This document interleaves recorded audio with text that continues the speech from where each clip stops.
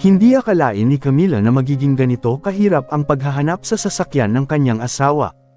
Naisip niya na hindi magtatagal para mahanap ng pulis ang kotse o iba pang bagay na may kaugnayan sa kanyang asawa. Isinuka pa niya ang kanyang pagkain dahil wala siyang gana na punuin ang kanyang tiyan habang hindi natagpuan ang kanyang asawa. Sigurado rin si Camila na pamayat na siya sa oras na ito. Kinailangan pa niyang pumunta sa banyo para hindi umiyak sa harap ng kanyang mga anak.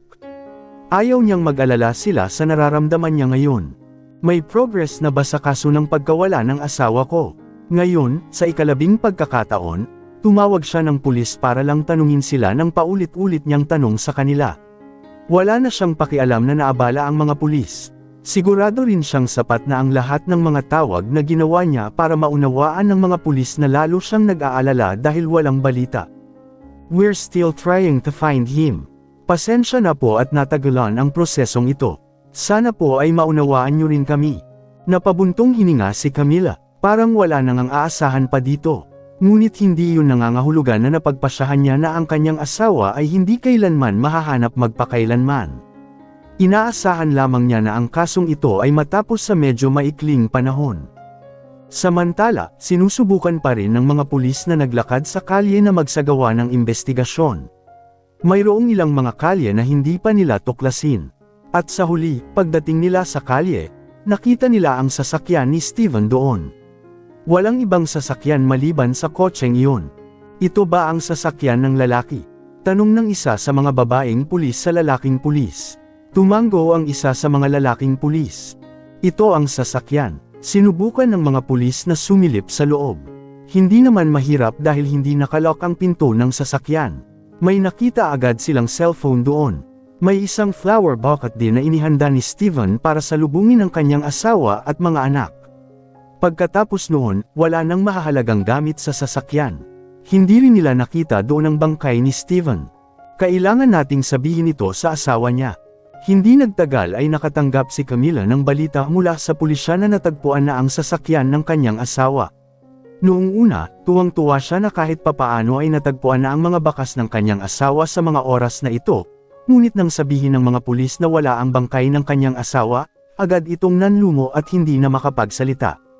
Sumandal siya sa dingding ng banyo at tinakpan ang bibig dahil ayaw niyang marinig ng mga anak ang pag-iyak niya.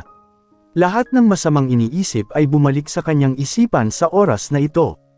Ang kanyang asawa ay hindi natagpuan sa lugar. Nasa gitna ng kalsada ang sasakyan niya at walang nagmamaneho.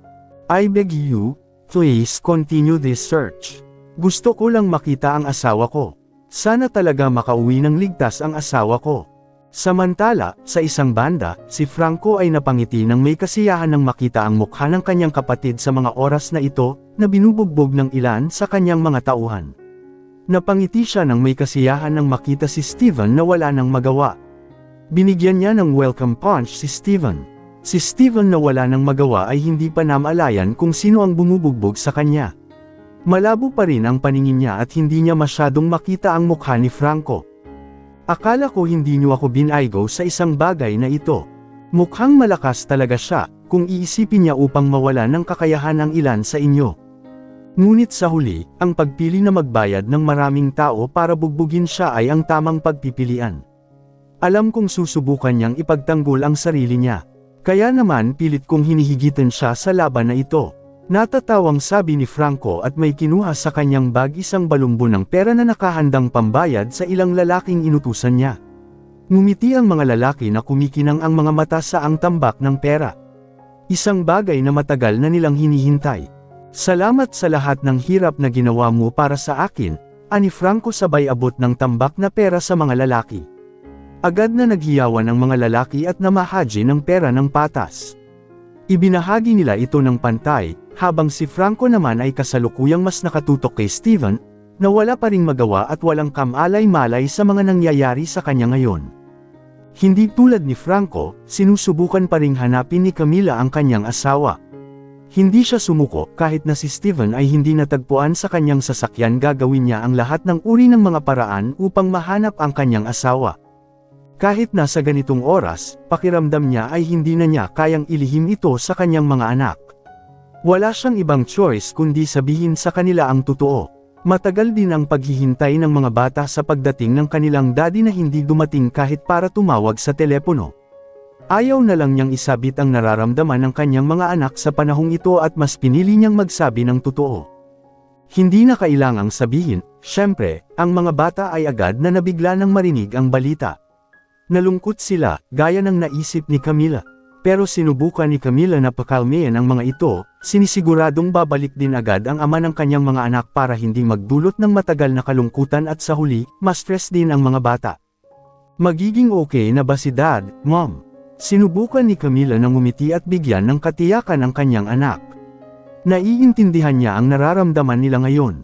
Bago ang kanyang anak, siya mismo ang unang nakadama ng pag-aalalang iyon. Lahat ay magiging maayos. Nai-report ko na ito sa pulis. Nagtatrabaho na sila para sa atin. Sigurado ka na uuwi ang daddy mo. Malakas na tao ang daddy mo. Tutuperin ng daddy mo ang pangako niyang magkikita kami. Kaya hindi mo kailangang mag-alala masyado. Hayaan natin ang mga pulis na magtrabaho dito. Kailangan din nating mag-ingat sa ating mga sarili. Huwag makipag-usap sa mga estranghero na hindi mo kilala. Naiintindihan mo yun.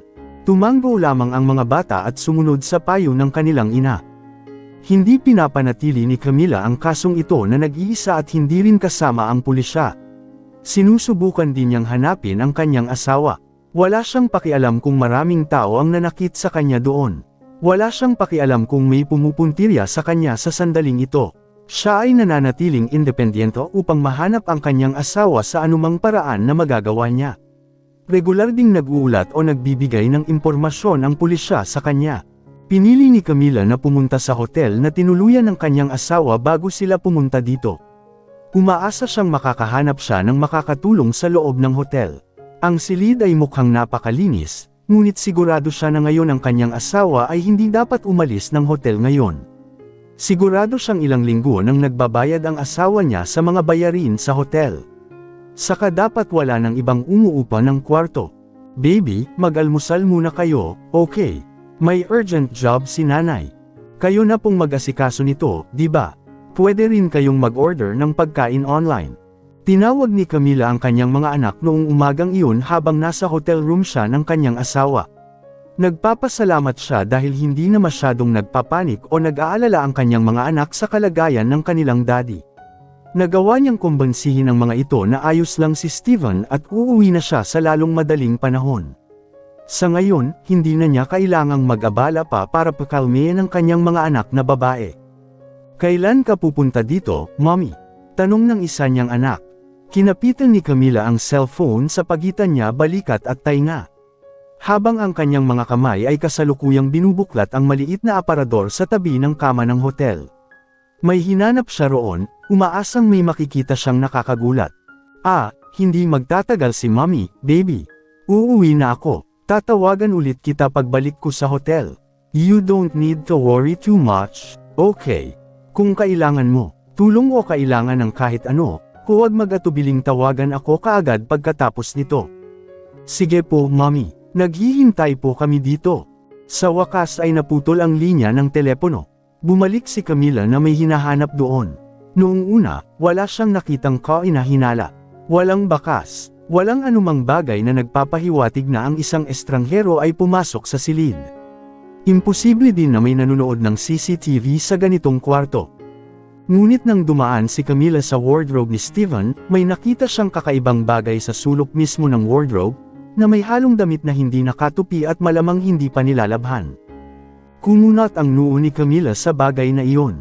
Lumapit siya at hinablot ang bagay na garapon pala. Dahil sa curious si Camila ay agad niyang binuksan ang urn na naglalaman ng tambak na abo. Mukhang napakadumi. Ngunit bakit itatago ng kanyang asawa ang ganoong bagay? Agad na pumasok sa isipan ni Camila ang tanong. Hindi pa ito sinabi ni Steven sa kanya noon. Hindi rin si Steven ang tipo ng lalaki na mag-iingat ng mga bagay na walang silbi. Mas pinipili ng lalaki na magtago ng maraming elektronikong bagay na naglalaman ng mahahalagang file. Hindi isang uri ng sinaunang urn na puno ng abo. Naisip ni Camila kung sino ang dapat niyang tanungin tungkol dito, kung isa sa alang-alang ang kanyang asawa ay wala sa kanya ngayon. At isang pangalan ang pumasok sa kanyang isipan. Ang taong pinakamalapit kay Steven habang si Steven ay nasa bansang ito. Walang iba kundi si Chris. Agad niyang inabot ang cellphone at wala pag-iisip, direktang tinawag si Chris. Masyado siyang curious para malaman na. Makalipas ang ilang minuto, kinuha agad ni Chris ang telepono. "Hey, sorry kung naiistorbo kita sa oras na ganito. May itatanong lang sana ako sa'yo," sabi ni Camila habang isinasara ang garapon. "Well, may maitutulong ba ako sa iyo para sa araw na ito?" Okay pa rin ang lahat doon. Sa halip ay tanong pabalik ni Chris kay Camila. "Oo, hindi mo masasabing ayos lang. Lahat ay pinoproseso pa. Gusto ko lang magtanong tungkol sa urn sa wardrobe ng asawa ko. Nakita mo na ba ang bagay na iyon?" Napataas naman agad ng kilay si Chris sa pagkagulat. Hindi niya inaasahan na makikita ni Camila ang urn. Hindi niya alam kung ano ang ginawa ni Steven sa urn pagkatapos ng cremation ni Franco. Sa pagkakatanda niya, sinadya ni Steven na itago ang tanging bakas ni Franco. Ngunit dahil ngayon ay natagpuan ni Camila ang urn sa halip. "May nakita ka ba sa banga na iyon?" tanong niya. "Well, actually, medyo maraming abo dito. Hindi ko alam kung ano ang abo. Hindi rin naman masama ang amoy. Anong ginagawa niya sa ganitong bagay? May ginagawa ba siya sa akin? Hindi ko alam. O nagsisimula na ba siyang magustuhan ng isang bagay na may kaugnayan sa sining?" Tanong ulit ni Camila na hindi namalayan na medyo katawa-tawa ang tanong. Hindi napigilan ni Chris na mapabuntong hininga at pakiramdam niya ay oras na niya itong sabihin kay Camila. Nakaramdam siya ng pressure at hindi na makapagsinungaling. Nasa harap din ni Camila ang lahat at hindi na niya ito napigilan. "I'm sorry, Camila, but I really have to tell you this. Sana okay lang na marinig mo." Natigilan si Chris sa kanyang pangungusap. Huminga siya ng malalim at sinubukang pakalmayan ang sarili bago ibalita kay Camila. "Yan ang mga cremated ashes ni Franco." Napakunot ang noo ni Camila, hindi agad naintindihan ang sinabi ni Chris sa kabilang linya. Naiintindihan niya kung ano ang ibig sabihin ng cremation. Isang prosesyon ng libing sa pamamagitan ng pagsunog sa bangkay ng isang tao hanggang maging abo. Pero hindi siya naniniwala na si Franco ang nasunog. Ang lahat ng ito ay nagparamdam sa kanya ng labis na pagkalito. Hindi niya alam kung ano ang nangyari bago siya pumunta rito. Sigurado siyang maraming bagay ang namiss niya sa lahat ng oras na ito. Buo ang kanyang paniniwala na maraming problema ang pinagdaanan noon ng kanyang asawa at saka lang nawalan na parang nilamon ng lupa. "Anong ibig mong sabihin, Chris? Hindi ko talaga maintindihan. Ibig mo bang sabihin na si Franco, na namatay at ang mga abo sa urn na ito, ay mga abo ng kanyang cremation?" Tanong ni Camila, na hindi makayanang marinig ang lahat ng mga kwentong ito. Kailangan niya ng napakadetalyadong paliwanag. Gusto niyang malaman kung ano ang nangyari. Gusto niyang malaman kung ano ang namiss niya. Ito ay magiging isang sorpresa na, syempre, ay hindi kailanman inaasahan sa lahat.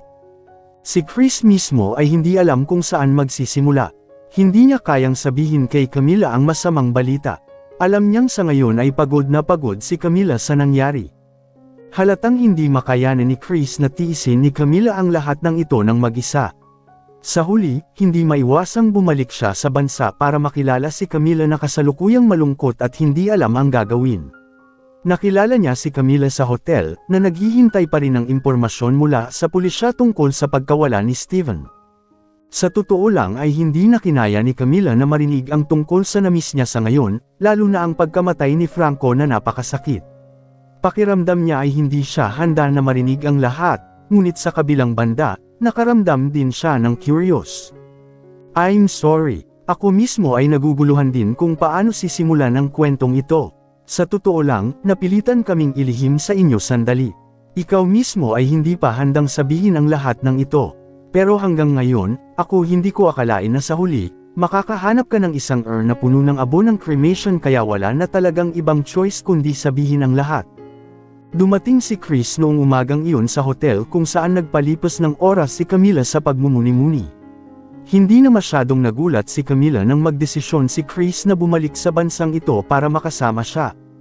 "I didn't expect you to come here just for this," sabi ni Camila nang hindi tumitingin kay Chris. Sa kasalukuyan, nakikita niya ang tanawin mula sa labas ng bintana ng silid ng hotel. Huminga ng malalim si Chris at saka lumapit kay Camila. I just feel bad for leaving you here alone. Baka pwede akong magstay dito ng ilang araw hanggang sa makakuha tayo ng ilang impormasyon tungkol kay Steven.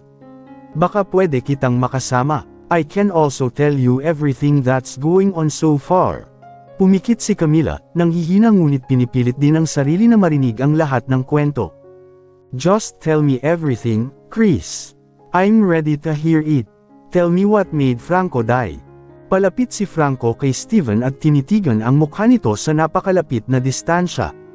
Hindi pa rin makilala ni Steven ang mga matang iyon.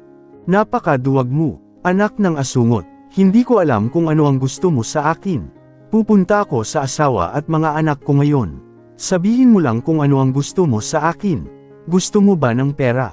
Tanong ulit ni Steven na hindi sumusuko at hinahamon ang lalaking nasa harapan niya. Ngunit ang matalim na titig na iyon ay agad na lamambot at lubos na hindi makapaniwala nang marinig niya ang boses ng taong iyon. Isang napaka-pamilyar na boses. I don't need your money at all. And please write this down. Hindi ako duwag. Laking gulat ni Steven. Boses iyon ni Franco. Nakumpirma niya na hindi nagkamali ang kanyang mga tainga. Boses iyon ni Franco. Hindi makapaniwalang tinitigan ni Steven ang mga matang iyon. Hindi ako makapaniwala na kahawig talaga ni Franco ang boses ng taong ito. Wala siyang masabi, ni hindi niya alam kung matutuwa ba siya ngayon o vice versa. Dahil naisip na niyang patay na ang kanyang kapatid at itinago pa ang kanyang cremation ashes sa kanyang kasalukuyang kwarto sa hotel. Ngunit bigla na lang niyang nakitang buhay pa si Franco at nakatayo sa harapan niya. Ito ay isang sorpresa na hindi niya inaasahan. I can't believe this. Ikaw ba talaga, Franco? Tanong ni Steven na sinisigurado pa rin kung narinig at nakilala niya ng tama ang boses ni Franco. Hindi niya makilala ang mukha dahil sa mga benda. Hindi niya rin makilala ang mga matang iyon. Naguguluhan siya kung bakit kasalukuyang nakabenda ang mukha ni Franco. Nakangiti si Franco sa ilalim ng kanyang mga benda. Nagtagumpay siya sa pagpaparamdam kay Steven ng pagkawasak. Nagtagumpay siya sa pagpapaiyak kay Steven sa publiko sa peking kamatayang iyon. Mas nasisiyahan siyang makita si Steven sa ganitong estado. Suot niya pa rin ang damit na suot niya nang gusto na niyang umalis para sunduin ang asawa sa airport. Hindi niya alam kung gaano na siya katagal sa lugar na iyon. Sinubukan ni Steven ang kanyang makakaya na tanggalin ang sapat na malaking lubod sa kanyang mga kamay at paa. Napangiwi siya sa sakit sa higpit ng pagkakatali. Sigurado siyang namumula ang mga kamay niya ngayon. Pero hindi man lang siya sumuko. Sinubukan pa rin niyang alisin ang pagkakabuhol doon. Pero parang sayang, napakalaki ng lubod at napakahigpit na nakatali sa kanyang katawan. Pakiramdam niya ay hindi siya makagalaw mula roon. Wala siyang mahihingan ng tulong. Walang gamit na kadalasang ginagamit niya sa pagputol ng lubod. Kahit na mayroon, napakahirap maabot ang tool. Napabuntong hininga si Steven pagkatapos ng paulit-ulit na pilit na alisin ang lubod sa kanyang mga kamay. Ang kanyang mga pagsisikap ay ganap na walang bunga at sa halip ay nasugatan ang kanyang kamay sa mga gasgas ng lubod. Napatingin si Steven sa tunog ng pagbukas ng pinto. Napakunot ang noo niya nang may pumasok sa kwarto na may benda na mukha. Hindi niya nakilala ang tao, pero siguradong sigurado siya na ang taong iyon ang kumuha sa kanya dito. Sino ka? Anong ginawa mo sa akin at anong gusto mo sa akin? Bakit mo ako kinidnap? Tanong ni Steven sa matigas na tono. Pero imbes na sumagot ay tinamaan pa ng taong may benda ang mukha sa mukha ni Steven dahilan para bumukas muli ang sugat na nakasara. Sino ka? Say your name right now and what's your reason for doing this to me? May ginawa ba akong malaking kasalanan sa'yo? Hindi ba pwedeng tawagan mo na lang ako imbes na gawin mo ang mga duwag na bagay na ganito kahit na magdala ka ng entourage para bugbugin ako at mauwi sa away? Hindi balanse. Sino ka? Lalong natawa ang lalaki sa tanong ni Steven. Nakaramdam ng kaunting goosebump nang mapagtantong wala man lang takot si Steven. Gumuhit ang taong may benda na mukha. So ano, siguro hindi ka natutuwa na makita akong ganito. Siguro hindi ka natutuwa na makita ang kapatid mo na buhay pa pagkatapos mong isipin na inihaw siya hanggang mamatay sa sasakyan. Napakalaking sorpresa nito, no? Alam kong hindi mo inaasahan na magagawa ko ito kahit na hindi mo inaasahan. Tumawa ng malakas si Franco, natatawa sa katangahan ni Steven sa lahat ng oras. Hindi na nagduda si Steven sa kanyang pandinig. Totoong boses iyon ni Franco. Ang taong nakatayo sa harapan niya ngayon ay si Franco. Sigurado siyang hindi makokopya at may paste ang tunog na iyon. Maaaring mapalitan pa rin ang mukha gamit ang plastic surgery, ngunit mahirap gayahin ang boses ng iba. Saglit na wala siyang pakialam sa nangyari sa mukha ng kapatid. Nakaramdam lang siya ng pagkalito. So, what was happening was just some fake scenario na ginawa ni Franco.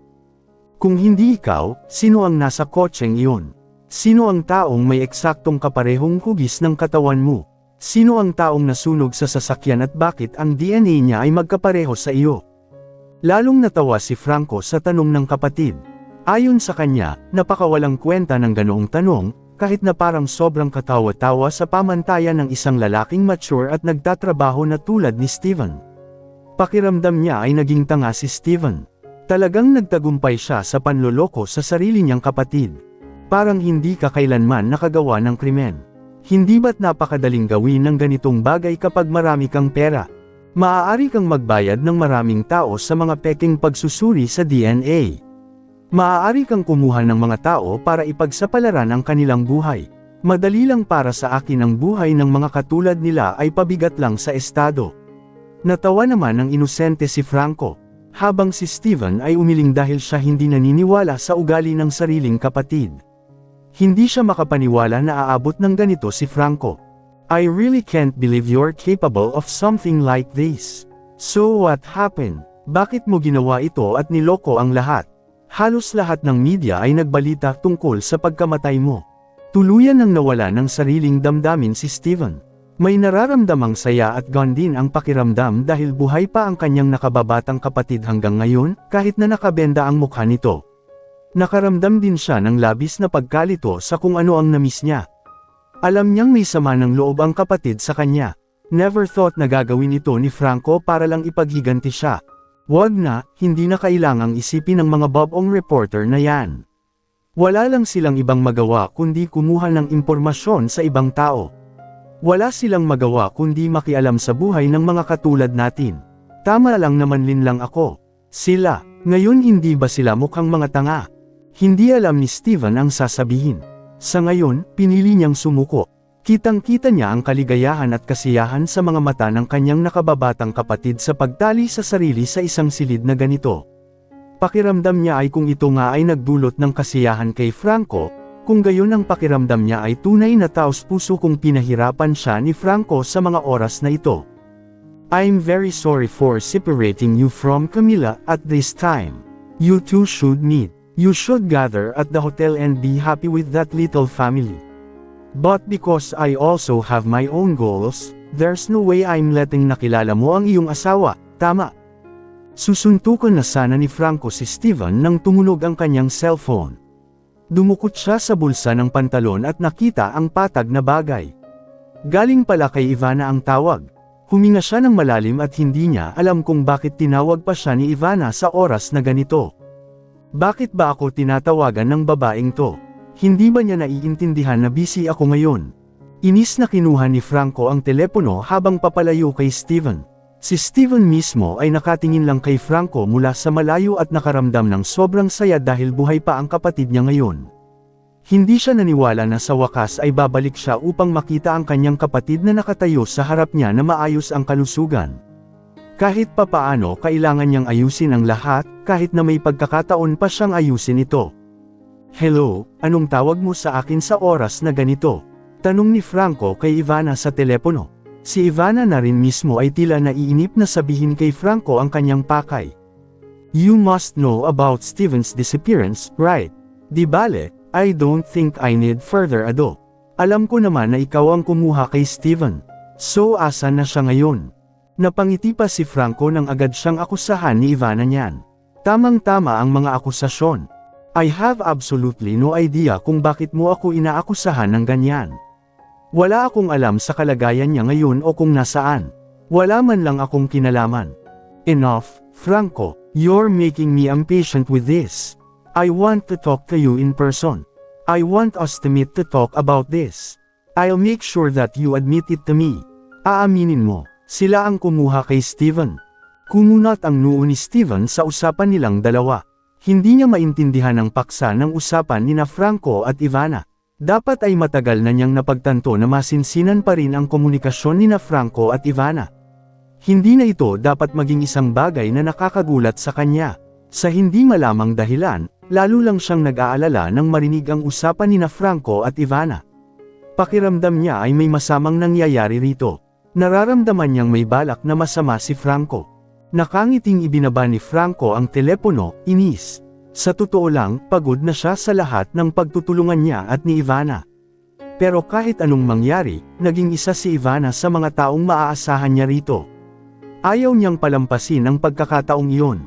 Kakailanganin pa rin niya si Ivana habang naisa sa katuparan muli ang kanyang plano na sirain ang mga anak ni Steven. Napagtanto din niya na sa oras na ito, nagsisimula ng maghinala si Steven sa kanyang sarili sa kasunduan nila ni Ivana. What I spoke to her about is none of your business at the moment. I'm sure you're not interested in know that yourself too. Napatingin si Franco kay Steven. Siya ay nasisiyahang makita ang pagkamangha ng lalaki at ang kanyang mga mata ay puno ng kuryosidad. Hindi rin niya sasabihin kay Steven ngayon. Alam niyang hindi ito ang tamang oras para sabihin kay Steven. Maging isang malaking sorpresa para sa lalaki kung makakaligtas si Steven doon. Anong ibig mong sabihin? Sigurado akong may binabalak ka ngayon na kakilakilabot ha. Sabihin mo lang kung ano ang binabalak mo. Natawa pa si Franco sa utos ni Steven na sa tingin niya ay katawa-tawa. Ano ang naiisip ni Steven tungkol sa pag-iisip na bigyan siya ng ganoong utos? Baliw ka ba o ano? Hindi ko naman pwedeng sabihin lahat sa sarili kong kalaban, di ba? Huminga ng malalim si Steven. Hindi madaling magtapat kay Franco. Siya mismo ay desperado na rin at hindi may pagtanggol ang sarili. I just want to show you right now, Franco. Please don't touch my family. I don't mind at all kung pahirapan at papatayin mo ako dito basta huwag mong galawin ang mga anak ko. Napangiti si Franco dito. Sobrang pagkamangha dahil ang instinct ng isang ama ay napakahusay para sa kanyang mga anak. Pero hindi pa rin niya madismantle lahat ng plano niya doon. Gusto niyang pahirapan si Steven. I think you can also guess what I'm planning with Ivana at this point. We're going through the same disappointment. You should already understand. I don't need to tell you what plans we are currently working on. Ay sana ikaw mismo ang makahula niyan. Kinagat ni Steven ang kanyang panga sa hindi pagsang-ayon. Ayaw niyang may mangyaring masama sa pamilya niya dahil sa pukana ng lalaking ito. Ayaw niyang may masaktan dito sa pamilya niya, lalo na ang 5 anak na pilit niyang pinuprotektahan sa lahat ng oras na ito. Naglakad si Franco palapit kay Steven. Tinitigan niya ang mukha ng lalaki sa napakalapit na distansya, sinusubukang ipakita ang lahat ng disappointment na nasa mga mata niya sa mga oras na ito. Sinusubukang ipakita ang lahat ng sakit na nararamdaman dahil hindi niya kayang pakisamahan si Camila bilang babaeng mahal niya. You will know everything after this, Steven. Mararamdaman mo ang nararamdaman ko. I feel disappointed in all the relationships you managed to build with Camila. Mahal ko pa rin si Camila hanggang ngayon. Napaikot ang mata ni Steven sa pag-amin ng kapatid. Hindi siya naniwala at hindi rin niya alam kung ano ang kanyang bunso gagawin ni kuya pagkatapos nito. Umaasa na lamang siya na ligtas pa rin ang kanyang asawa at mamuhay ng payapa ng walang anumang abala. Binabalaan kita, Franco, huwag mong galawin ang aking asawa o ang aking mga anak. Alam kong mahal na mahal mo si Camila ngayon. Ngunit mangyaring huwag silang saktan. Pahirapan mo ako dito hanggang sa mamatay ako. Ang pinakamahalaga ay huwag mong galawin ang asawa ko.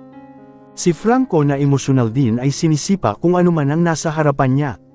Sinaman niya ng tingin si Steven na para bang gusto niyang maintindihan ni kuya ang sakit na naranasan niya. Hindi niya alam kung paano sasabihin kay Steven ang tungkol dito. Gusto niyang maintindihan ni Steven na lahat ng nararanasan niya ngayon ay sira. Lahat ng kaligayahan niya ay naalis. Pakiramdam niya ay hindi siya nabigyan ng pagkakataong lumigaya gaya ng nararamdaman ng kanyang kuya. You yourself should have known how I felt long time ago. You should have known how disappointed I was. Pero anong ginawa mo para harapin yun? Iniwan mo ako. Masaya ako kasi iniyakan mo ako nung naisip mo yun. Nabummed ako sa kotseng iyon, hindi ko inaasahan ng marinig ko na ginawa mo yun. Malungkot na napatingin si Steven sa lahat ng tanong ng kapatid. Sa panahong ito, maaaring hindi sila masyadong pamilyar. Masyado na rin siyang nalilito kung paano niya sasabihin ang lahat sa kanyang nakababatang kapatid. Masyado siyang nalilito kung paano ipapakita ang pagmamahal kung siya mismo ay ipinanganak bilang isang matigas na tao. Pero for sure, he always wanted to give the best to Franco as a brother instinct. Hindi ko talaga maintindihan ang nararamdaman mo all this time, hindi ko lang alam kung paano gagawin. I have no idea how to fix this relationship. Please don't sacrifice anyone in this relationship. This is a problem between tayong dalawa at hindi mo kailangang makisali sa isang estranghero sa ganitong bagay. Wala pa ring pakialam si Franco sa sinabi ng kapatid. Ipinagpalagay na ang lahat ng mga salita ni Steven ay para lamang ipagtanggol ang sarili at iligtas ang sarili sa ganitong sitwasyon.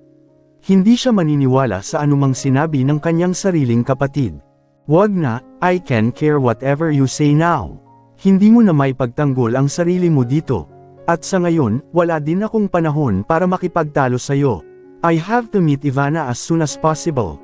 I'd like para pag-usapan ang isang bagay. Kaya magkita tayo mamaya.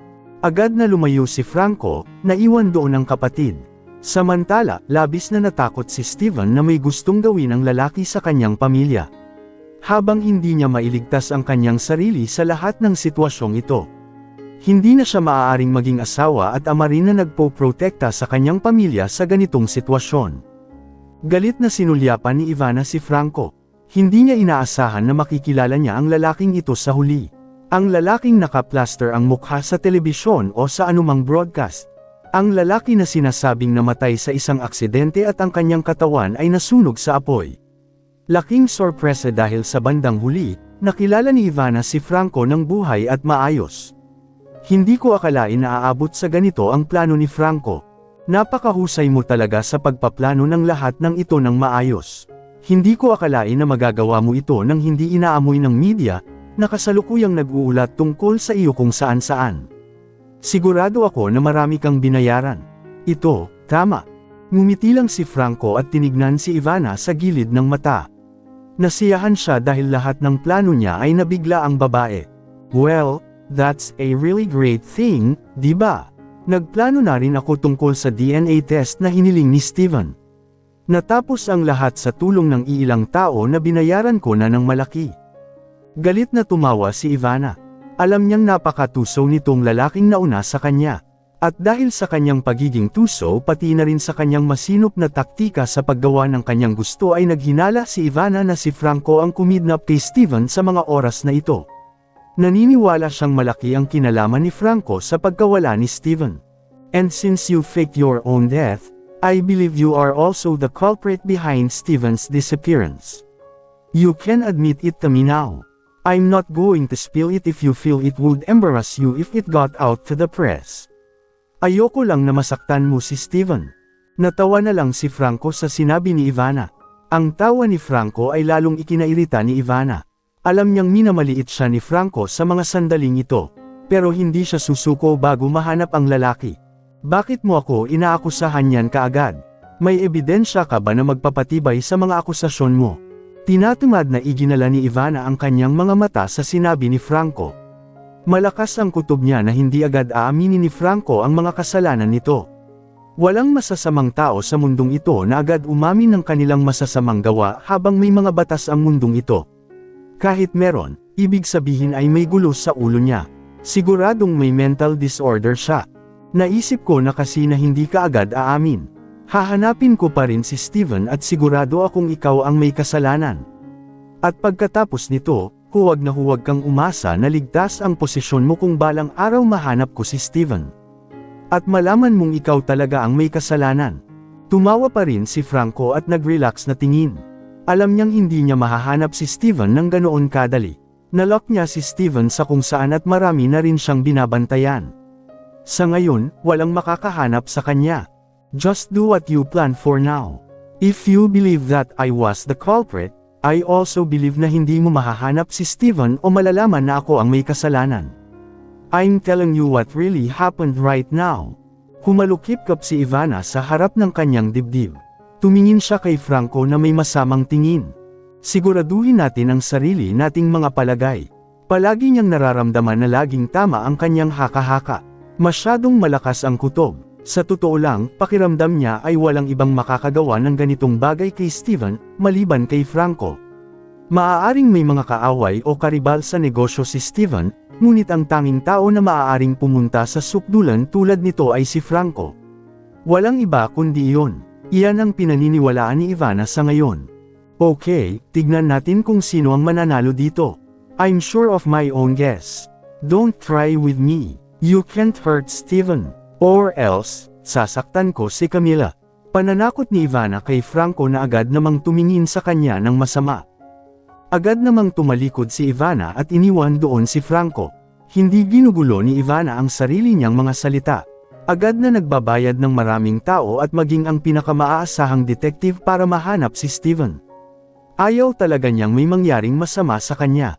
Walang sino man ang pinapayagang manakit o manakit kay Steven sa ngayon. Iyon ang naisip ni Ivana.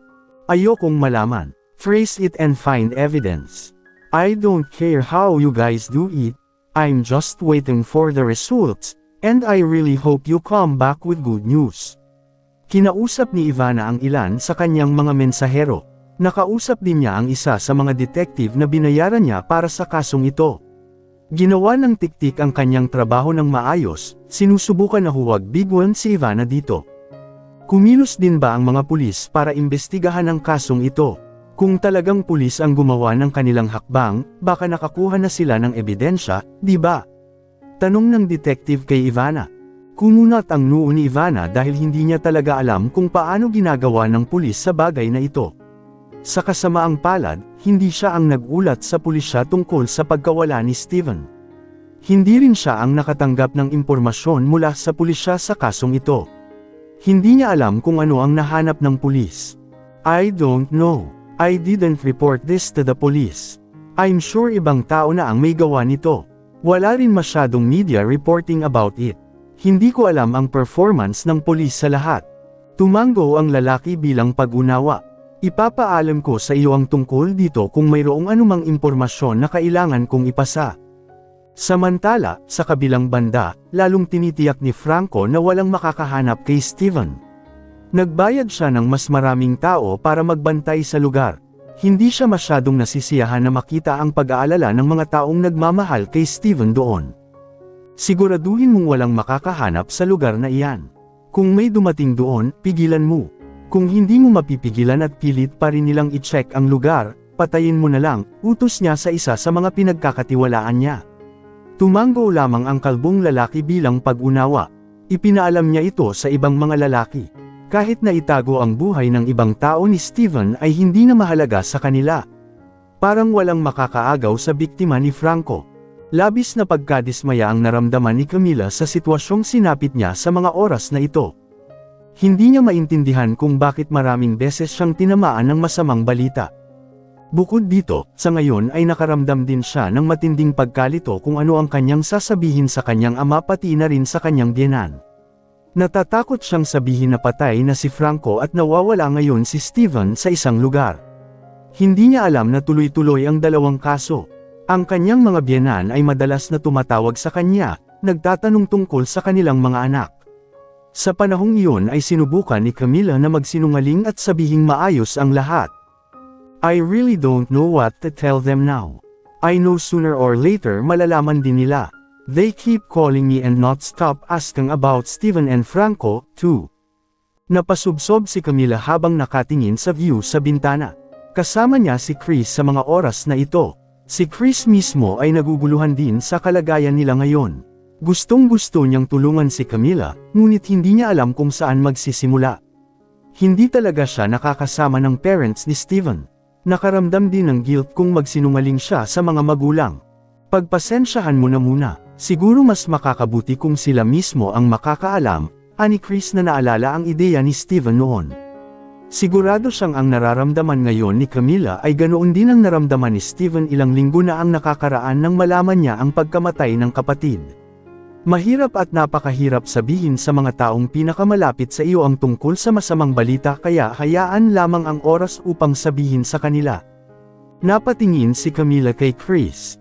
At ipaalam sa kanilang dalawa na nagsinungaling ako sa kanila all this time.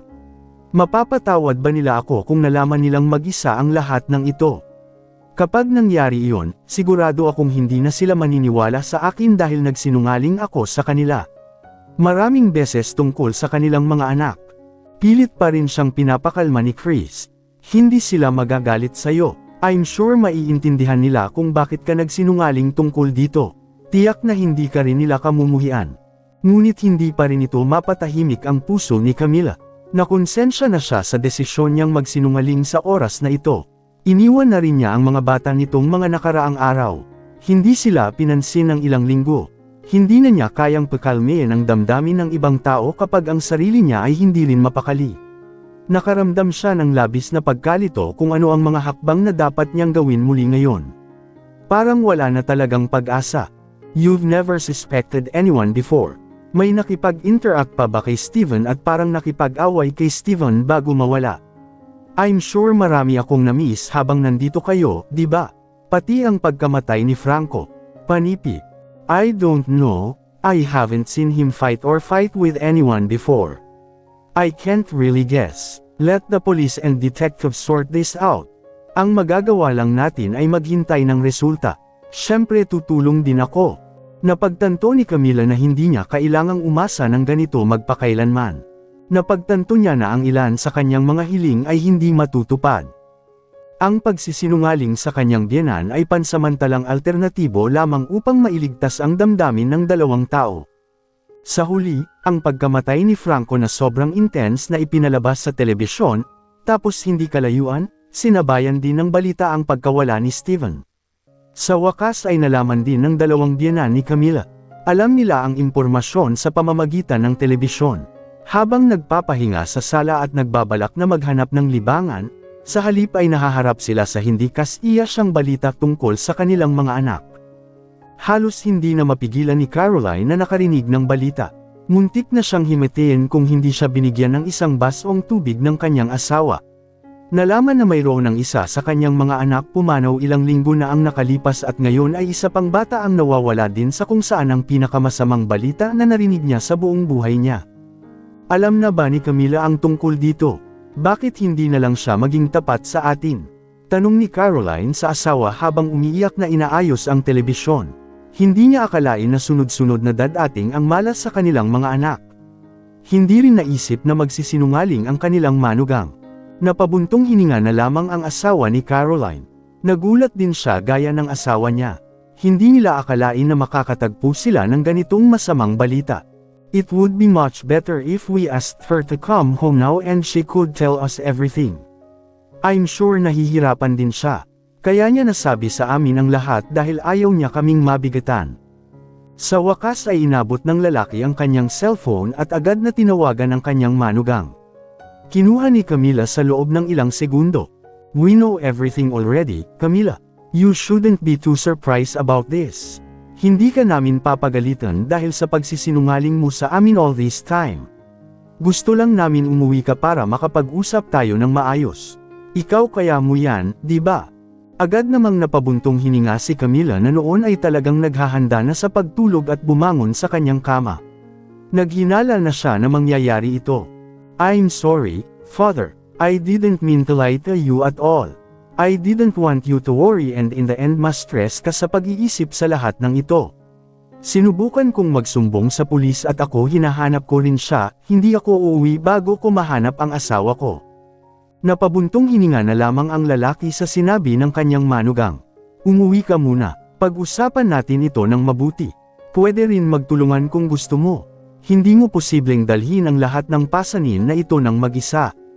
Kailangan mo rin itong ibahagi sa amin. Si Steven at Franco ay mga anak din namin. Kaya mangyaring huwag gumawa ng anumang bagay na lampas sa iyong mga limitasyon. Hindi rin ito maganda sa kalusugan mo. Ngunit nagpumilit pa rin si Camila na manatili habang hindi pa natagpuan ang kanyang asawa. Pilit siyang hinikayat ng kanyang mga biyenan na umuwi kaagad. Hinikayat pa rin ng kanyang biyenan si Camila na umuwi kaagad sa una ay sinunod pa rin ni Camila ang kanyang puso na manatili dito. Ayaw niyang gumalaw kahit isang pulgada bago matagpuan ng pulis ang kanyang asawa, Ngunit ang kanyang biyenan ay patuloy na nagbanggit ng maraming dahilan, bakit kailangan niyang umuwi at kumalma muna. Hindi pwedeng ganito kapalagi. Kailangan ka rin ng iyong mga anak. Huwag mong isipin na magiging okay sa kanila na makitang ganito ang kanilang ina. Umuwi ka na at pakalmihin ang sarili mo. Aayusin natin ito ng magkasama. Sabay nating hahanapin. Kailangan naming pag-usapan ito dito. Ngayong gabi sa ikalabing pagkakataong tumawag pabalik ang kanyang biyenan, narinig din niya ang mga boses mula kay Caroline doon. Nakiusap na rin si Caroline na umuwi kaagad dahil hindi na siya makapaghintay na marinig ang lahat ng mga kwentong iyon o hindi rin siya makapaghintay na hawakan ang abo dahil kay Franco pa rin ang mga iyon. Pakiramdam ni Camila ay hindi niya kayang ibigay ang abo kay Caroline. Hindi niya alam kung ano ang mararamdaman ni Caroline kapag hawak niya ang kanyang anak na ngayon ay naging abo na. Sige po dad, mas mabuti pa siguro kung umuwi na lang ako para sa kapakanan ng mga bata. Baka gusto din ni mom o nanay na makita ang nasunog na abo ni Franco, di ba? Wala sa puso ni Camila na tanungin ang kanyang mga biyenan tungkol dito. Alam niyang maghihiwalay silang dalawa sa tanong na iyon. Ngayon pa lang ay yakap-yakap na niya ang urn na naglalaman ng na-cremate na abo ni Franco. Napangiti ang kanyang biyenan at sabay na malungkot na rinig ang sinabi ni Camila kanina. Napangiti siya dahil pumayag na rin si Camila na umuwi, at nalungkot siya nang sabihin sa kanya ni Camila ang tungkol sa cremation ashes. Salamat sa ngayon ay pumayag ka na umuwi. Hinihintay ka namin dito, sana ay nasa ayos ka. Naputol ang linya ng telepono. Napabuntong hininga si Camila at lumingon kay Chris na ngayon ay sinasamahan pa rin siya. Kumunat ang noo ni Chris dahil hindi niya narinig ang sinabi ng biyenan ni Camila kanina. Pumapayag akong umuwi. Wala naman sigurong masama kung makikipagkita ako sa mga biyenan ko at pag-usapan ang lahat ng problemang ito. Ayoko ring ma-stress ang mga anak ko. Masyado akong nalilito sa paghahanap ng solusyon sa sarili ko ngayon. Tumango si Chris bilang pagsang-ayon sa desisyon ni Camila. Hindi rin niya kayang hayaan itong harapin ang lahat ng ito ng mag-isa. Sa katunayan, mas mabuti na magtipon kasama ang pinalawak na pamilya at pag-usapan ang lahat. Marahil ay mahahanap ang isang mas mahusay na solusyon pagkatapos nito. Madaling lutisin ang mga problema kapag magkasama. Tapos sabay na tayong umuwi. Ako na ang bahala sa mga tiket. Ikaw na lang ng mga anak mo ang mag-impake ng mga gamit. Sasamahan kita sa biyahe, sabi ni Chris na agad namang umalis doon para asikasuhin ang lahat. Samantala, tumango lang si Camila at nagsimulang maglinis ng lahat ng gamit niya sa hotel. Mahirap nang kailanganin ni Camila na bumalik sa isang eroplano at umalis ng bansa nang hindi ipaalam sa kanya ng pulisya na natagpuan ang kanyang asawa. Natatakot siyang mawalan ng anumang impormasyon tungkol sa kasalukuyang kalagayan ng kanyang asawa. Pero kung tutusin, kailangan pa rin niya ang suporta ng maraming tao para mailabas lahat ng emosyon niya. Hindi niya kayang tiisin ang lahat ng iyon ng mag-isa. Sigurado siya na kahit ang asawa niya nalaman, aalagaan siyang mabuti ng mga pulis. Naniniwala rin siyang kakayanin ng kanyang asawa ang sitwasyong ito. Palagi siyang naniniwala na ang kanyang asawa ang mas malakas sa isa't isa. Dapat siyang mailigtas. Dala mo yung cremated ashes? Tanong ni Chris nang makita ang garapon sa kamay ni Camila. Mahinang tumango si Camila. Ito na lang ang natitirang alaala tungkol kay Franco, di ba? Sigurado akong iingatan ito ng mabuti ng mga magulang niya. Minsan wala akong puso at hindi ko kayang ibigay ito sa kanilang dalawa. Dapat maging lubhang wasak. Makalipas ang ilang sandali, tuluyan nang umalis ang eroplano. Huminga ng malalim si Camila. Handa na siyang makipagkita sa kanyang mga biyenan at ibigay ang mga abo. At ito ay totoo. Labis na dinamdam ang kanyang dalawang biyenan nang matanggap nila ang urn na naglalaman ng cremated ashes ni Franco. Hindi napigilan ni Caroline ang sarili. Patuloy siyang umiiyak, nakatingin sa urn at nanginginig na hawak iyon. Hindi mabuksan at makita ng direkta ang na-cremate na abo. Hinaplos ng biyenan ni Camila ang balikat ni Caroline at sinubukang pakalmihin ang asawa. Tiyak na hindi nagtagal at nasenggot ng media sa bansa ang pagkamatay ni Franco. Nakadagdag sa sakit para sa kanyang pamilya. Ibalik ang asin sa sugat. Hindi nagawang buksan ni Caroline ang telebisyon nang malaman niyang ngayon ay naiulat na kung saan-saan ang pagkamatay ng kanyang anak.